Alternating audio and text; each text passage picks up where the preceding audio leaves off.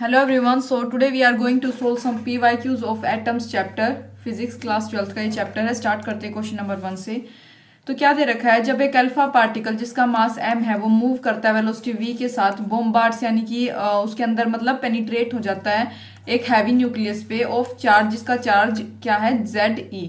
अगर उसका डिस्टेंस किसका closest approach from the nucleus depend on ms.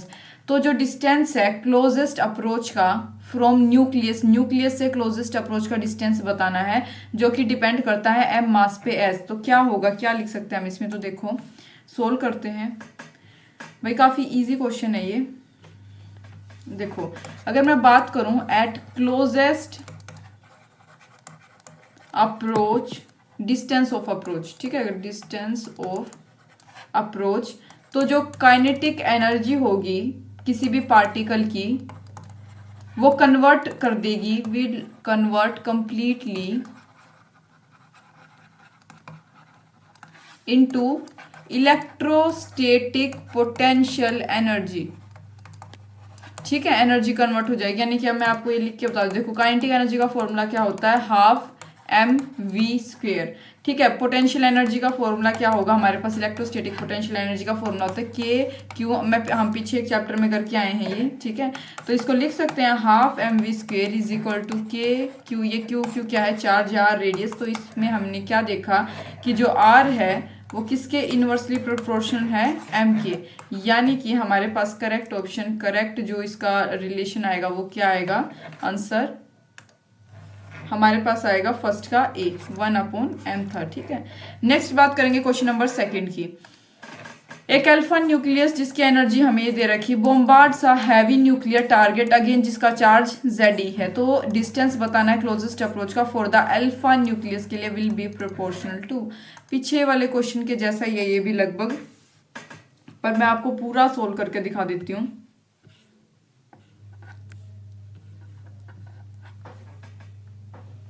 देखो भाई, जो काइनेटिक एनर्जी होती है किसी भी अल्फा न्यूक्लियस की वो किसके इक्वल होती है, इलेक्ट्रोस्टैटिक पोटेंशियल एनर्जी जो मैंने पीछे बताया था. ठीक है, सिस्टम के ऑफ अल्फा पार्टिकल और जो हैवी न्यूक्लियस है. तो हम उसके लिए लिख सकते हैं हाफ mv² जो कि काइनेटिक एनर्जी होती है is equal to 1/4 pi epsilon naught. ये के की वैल्यू होती है 1/4 पाई एप्सिलॉन नॉट जिसकी वैल्यू होती है 9 × 10⁹ ठीक है, ये मैं बता देती हूँ एक्स्ट्रा के लिए आपको. तो क्यू अल्फा यानी जो हमें अल्फा न्यूक्लियस दे रखा है, Ze जो हमें एक चार्ज दे रखा है r0. ठीक है, तो जहाँ पे r0 क्या है भाई, r0 है डिस्टेंस ऑफ क्लोजेस्ट अप्रोच.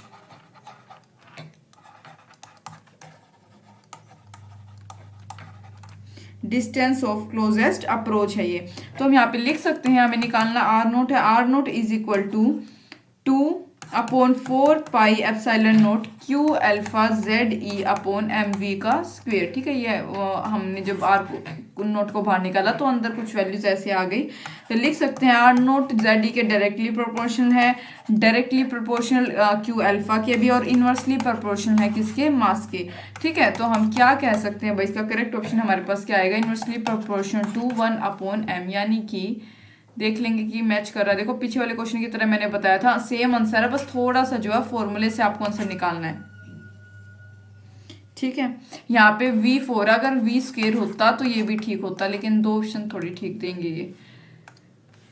एक रदरफोर्ड स्कैटरिंग एक्सपेरिमेंट में जब एक projectile of charge projectile of charge कितना Z1 और मास कितना m1 अप्रोचेस यानी पहुंच रहे अपने टारगेट न्यूक्लियस ऑफ चार्ज जिसका Z2 और मास m2 उसके पास, तो distance of closest approach r0 है. एनर्जी बतानी है प्रोजेक्टाइल की क्या होगी. तो देखो भाई, जो काइनेटिक एनर्जी होगी प्रोजेक्टाइल की वो कैसे होगी, देखो half mv² is equal to Ze2e charge हमें दे रखा है अपॉन 4 पाई E0 r0. राइट, तो यहाँ पे हम क्या लिख सकते हैं, Z1 into Z2 4 pi epsilon not r0. तो 10 जो एनर्जी हो गया प्रोजेक्टाइल की वो डायरेक्टली प्रोपोर्शन है Z1 और Z2 के, यानी कि ए ऑप्शन इसका क्या है, करेक्ट है. जे थॉमसन्स का जो एक्सपेरिमेंट उन्होंने क्या डेमोन्स्ट्रेट किया था ये बताना है. तो भाई इसका करेक्ट ऑप्शन बी है. जो कैथोड की रेज होती है यानी कि जो पॉजिटिव कैथोड की रेज होती हैं आर स्ट्रीम्स और वो नेगेटिवली चार्ज आयंस की होती हैं. यहाँ पे देखो, ठीक है, जो कैथोड की रेज होती हैं आर स्ट्रीम्स हो वो किसकी स्ट्रीम होती है, जो नेगेटिवली चार्ज्ड आयंस होते हैं. ठीक है, याद रखना है. Who indirectly determined the mass of electron, किसने जो है इनडायरेक्टली मास जो है इलेक्ट्रॉन का डिटरमाइन किया था, क्या मेजर करके, चार्ज ऑफ इलेक्ट्रॉन, ठीक है। तो इसका करेक्ट ऑप्शन भाई थॉमसन है, ठीक है, थॉमसन। ये आपको याद रखनी है चीजें, थियोरेटिकल पार्ट है। एक रदरफोर्ड स्कैटरिंग एक्सपेरिमेंट में व्हाट विल बी द, क्या कौन सा करेक्ट एंगल होगा alpha scattering for an impact parameter b is equal to 0। तो हम इसका करेक्ट आंसर बताने, इसको सोल्व करके देख लेंगे। देखो भाई यही कर देते हैं। जो इम्पैक्ट पैरामीटर होता है रदरफोर्ड स्कैटरिंग एक्सपेरिमेंट का, उसका फॉर्मूला देखो भाई, बी का फॉर्मूला होता है, ये फॉर्मूला याद रखना है, जेड ई का स्क्वायर कोस थीटा, एक मिनट, कोस थीटा अपॉन 2, ठीक है, अपॉन 4 पाई ई नोट के आई, ठीक है, इज इक्वल टू कितना दे रखा है 0, यानी कि हम लिख सकते हैं cot theta upon 2 is equal to क्या हो गया 0, यानी थीटा अपॉन 2 की वैल्यू कितनी होती है भाई 90 डिग्री, और तो थीटा की वैल्यू क्या आ जाएगी 180 डिग्री। तो करेक्ट ऑप्शन इसमें हमारे पास कौन सा आएगा, डी, 180 डिग्री। लार्ज वैल्यू होगी अगर बी की, तो उसके लिए जो अल्फा पार्टिकल होगा वो मतलब अनडेविएटेड चला जाएगा, अनडेविएटेड मतलब बिना कुछ मतलब ऐसे डेविएट हुए वो सीधा वहां से निकल जाएगा अगर बी की वैल्यू लार्ज होगी। और अगर स्मॉल वैल्यू है बी की, तो अल्फा पार्टिकल जो है काफी ज्यादा स्केटरिंग मतलब एक्सपीरियंस करेंगे, ठीक है। तो what is the radius of iodine atom, जिसका एटॉमिक नंबर 53 है, मास नंबर 126 है। तो रेडियस बताना है इसका, बहुत इजी क्वेश्चन है भाई, अभी करते हैं इसको।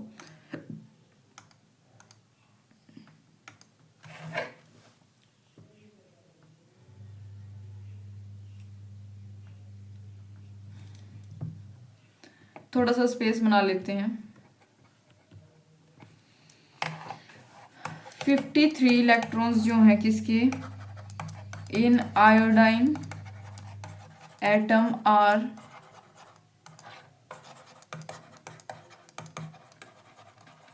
डिस्ट्रीब्यूटेड एज 2, 8, 18, 18, 7, ठीक है, मतलब ऐसे ये डिस्ट्रीब्यूट होंगे। अगर हम इनको डिस्ट्रीब्यूट करते हैं तो 2, 8, 18, 18 और 7 के जो है डिस्ट्रीब्यूशन में। और n की वैल्यू क्या होगी यहाँ पे हमारे 5, क्योंकि कितने में 5 में जो डिस्ट्रीब्यूट हुए तो n की वैल्यू क्या हो गई 5। तो फॉर्मूला होता है n इज इक्वल टू 0.53, ऐसे एज इट इज आपको याद रखना होता है n स्क्वेयर अपॉन z। अब n स्क्वेयर की वैल्यू हमने निकाल ली है, कितना है 5 का स्क्वायर, यहाँ पे z कितना था भाई 53। सोल्व करोगे आंसर आ जाएगा 2.5 इंटू 10⁻⁻11 मीटर। तो देख लेंगे कि कौन सा ऑप्शन हमारा जो है इससे मैच कर रहा है। तो यहाँ पे 7th का हमारा ए ऑप्शन करेक्ट है। नेक्स्ट है for which one of the following Bohr model is not valid, कि कौन से के लिए इसमें से जो बोर मॉडल है वो इनवैलिड है। तो भाई करेक्ट ऑप्शन इसका सी है, सिंगली आयोनाइज्ड न्यून एटम, ठीक है, ये इनकरेक्ट है। देखो बोर मॉडल सिर्फ और सिर्फ वैलिड है सिंगल इलेक्ट्रॉन की स्पीसीज के लिए, जैसे कि भाई हो गया हाइड्रोजन, ठीक है, या फिर हाइड्रोजन के जैसे जो एटम होते हैं, जैसे हीलियम हो गया, ड्यूट्रॉन होता है, ठीक है, इनके लिए वैलिड है। जो सिंगली आयोनाइज्ड नियोन एटम होता है उसके पास एक से ज्यादा इलेक्ट्रॉन होते हैं उसके ऑर्बिट में, हैंस बोर मॉडल जो है उसके ऊपर क्या होगा, उसके लिए क्या होगा, इनवैलिड होता है, ठीक है, ये ठीक है। सिंगली आयोनाइज्ड हीलियम, ये ड्यूट्रॉन, हाइड्रोजन, ये सब ठीक है।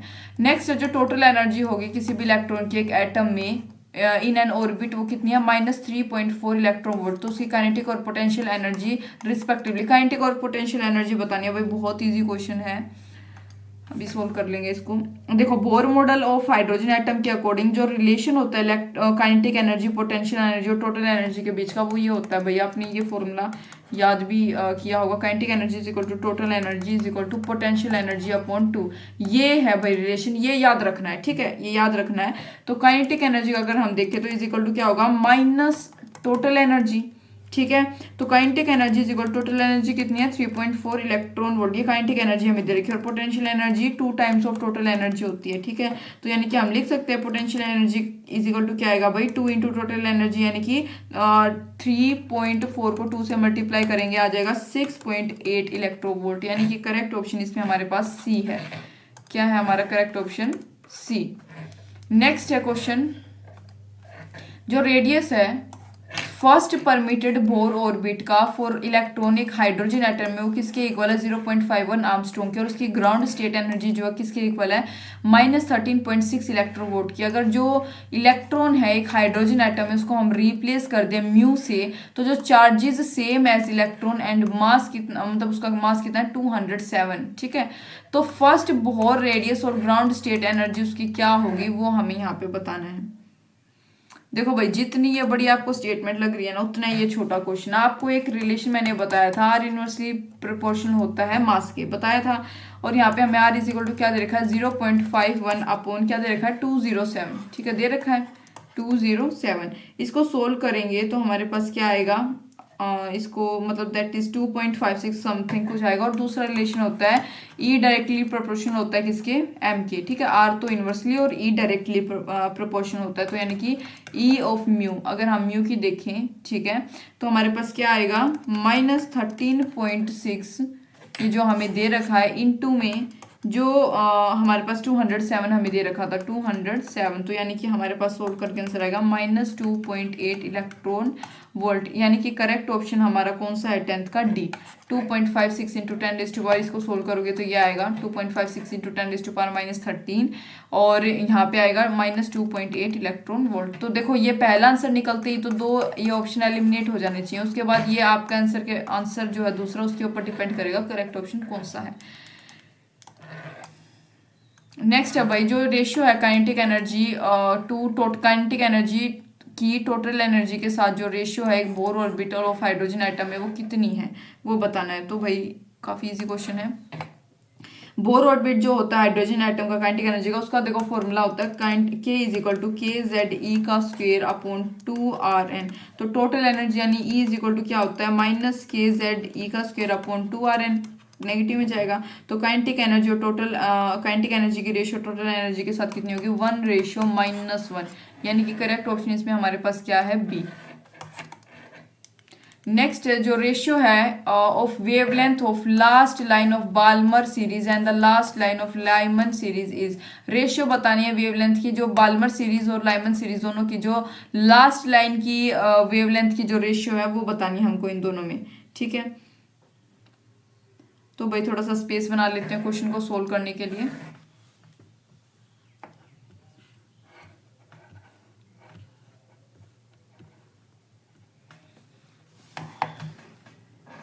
देखो अगर मैं बात करूं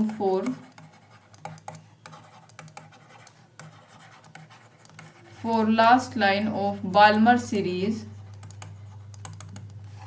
N1 इज इक्वल टू क्या है 2 और N2 इज इक्वल टू क्या है अल्फा, ठीक है, सॉरी ये क्या है इन्फिनिटी, अल्फा कह रही हूँ सॉरी, ठीक है। तो हमारे पास क्या आएगा 1 लैम्डा बी, यानी कि हम बात कर रहे हैं बाल्मर सीरीज की, इज इक्वल टू फॉर्मूला होता है RZ का स्क्वायर 1/N1 का स्क्वायर माइनस N2 का स्क्वायर, ये होता है। तो इसको सोल्व करेंगे क्या आएगा, Z के प्लेस पे क्या पुट करेंगे हम 1, क्योंकि 1 दे रखा, तो R1 का स्क्वायर 1/2 का स्क्वायर, N की वैल्यू N1 की 2 है, माइनस इसकी सेकेंड ये क्या है ये अपना इन्फिनिटी, ठीक है, ये मैंने पुट कर दी। तो B की आ गया 4/R, ठीक है, इसको 1 कर देंगे। अब अगर हमें निकालना है क्या for last line of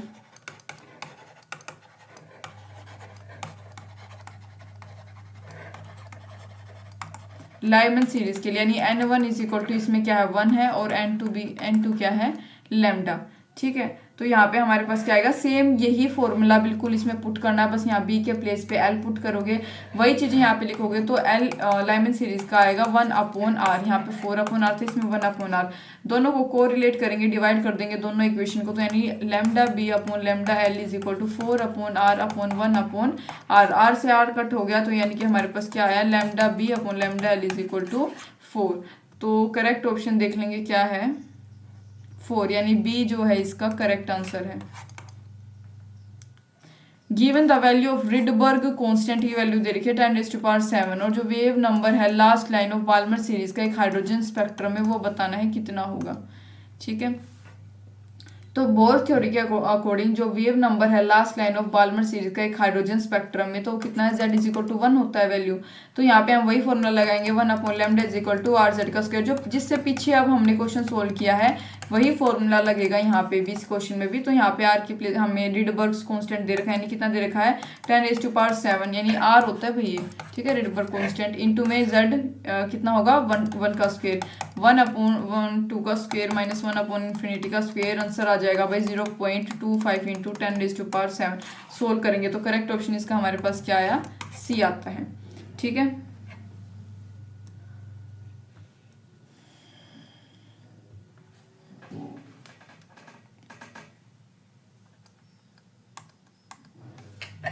next बात करेंगे, कंसीडर थर्ड जो ऑर्बिट है हीलियम का, जो कि नॉन रिलेटिविस्टिक अप्रोच है जो यूज कर रहा है, ठीक है, जो मतलब नॉन रिलेटिवली, ठीक है, कोई रिलेशन नहीं है इनके अप्रोच का, distance of closest distance of approach का। तो स्पीड ऑफ इलेक्ट्रॉन इस ऑर्बिट में कितनी होगी, के हमें दे रखा है, ठीक है, जेड दे रखा है, एच यानी प्लैंक्स कांस्टेंट भी दे रखा है। तो सोल्व करेंगे इस क्वेश्चन को, स्पेस बना लेते हैं इसके लिए थोड़ा सा।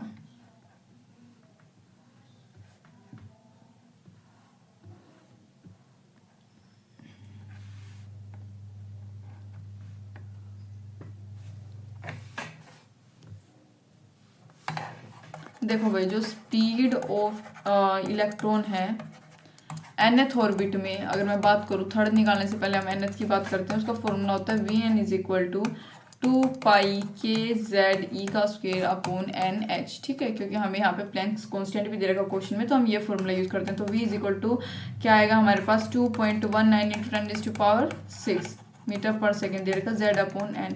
यानी हम लिख सकते हैं, इसको सोल्व करेंगे तो 2.19 × 10⁶, z के प्लेस पे क्या पुट करेंगे 2 और n के प्लेस पे 3, ठीक है, विच इज गिवन, यानी हमें ये दे रखा है z की वैल्यू 2 और n की वैल्यू 3, ठीक है, मैंने अपनी तरफ से नहीं लगाया है। तो सोल्व करेंगे, v की वैल्यू आ जाएगी 1.46 × 10⁶ मीटर/सेकेंड। तो आपको ये फॉर्मूले जो है कुछ पता होना चाहिए कि ऐसा कोई क्वेश्चन आ जाए तो उसमें ऐसा फॉर्मूला लगाना है और आपका आंसर जो है आ जाएगा वैल्यूज के थ्रू। दो पार्टिकल्स हैं, ठीक है, मासेस m1 और m2 के, जो मूव कर रहे हैं इनिशियल वेलोसिटी u1 और u2 के साथ। तो ऑन कोलिजन, उनका दोनों का कोलिजन हो गया, यानी भिड़ गए। तो वन ऑफ देम पार्टी, उनमें से जो एक पार्टिकल्स था वो क्या हो गया, एक्साइटेड हो गया अपने हायर लेवल पे, ठीक है, एनर्जी ई को एब्जॉर्ब करने के बाद। तो फाइनल वेलोसिटी बतानी है पार्टिकल्स की, जो फाइनल वेलोसिटी होगी v1 and v2, then v must है। तो हमारे पास क्या फॉर्मूला या फिर आप कह सकते हो क्या रिलेशन आएगा इसका, तो निकाल लेंगे इसको थोड़ा सा स्पेस बनाकर। इसमें भाई हम law of conservation of energy को यूज करते हैं, मैं लिख देती हूँ।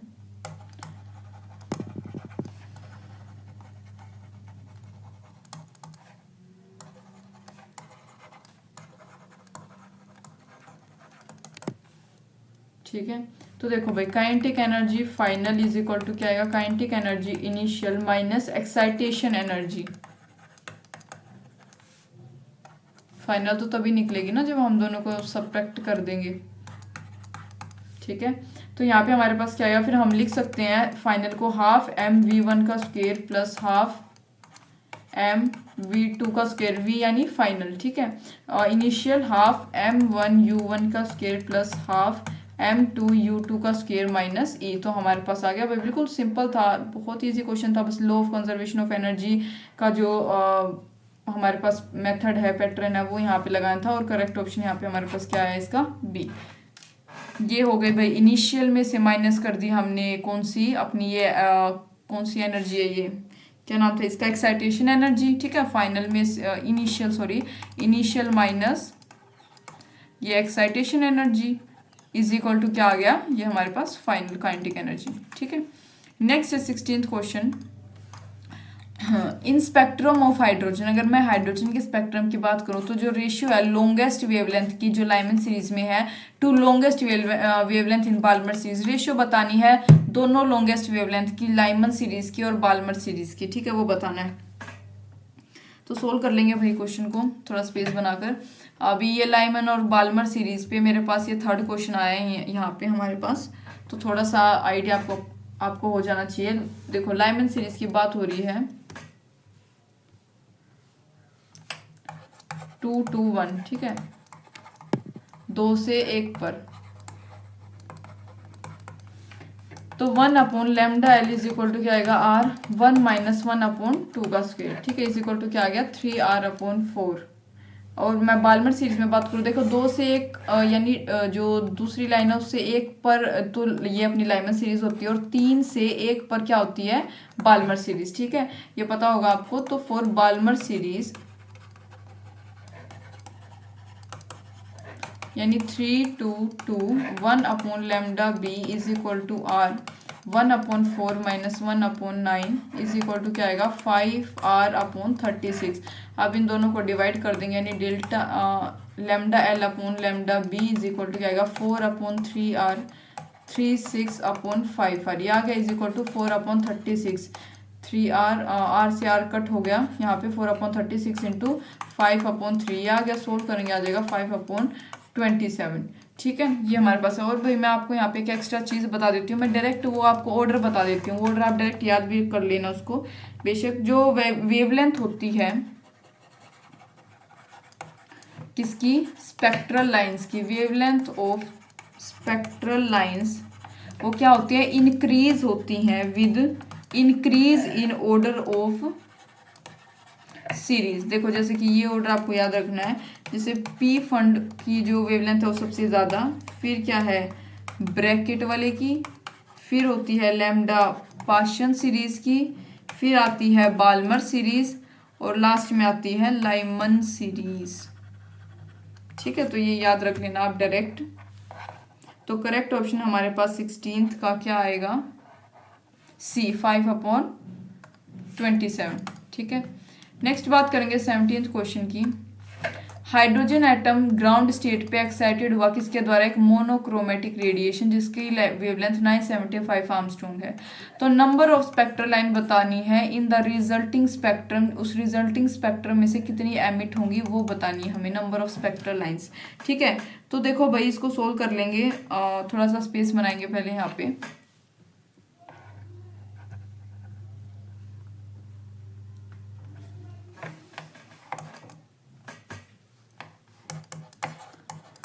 देखो हमें दे रखी है वेवलेंथ की वैल्यू 975 आर्मस्ट्रॉन्ग, ठीक है। 1/λ फॉर्मूला होता है R 1/n1 का स्क्वायर अपॉन 1/n2 का स्क्वायर, ये होता है जहाँ पे R आप जानते हो रिडबर्ग्स कांस्टेंट, एक पीछे क्वेश्चन में मैंने बताया था, ये होता है रिडबर्ग्स कांस्टेंट, ठीक है।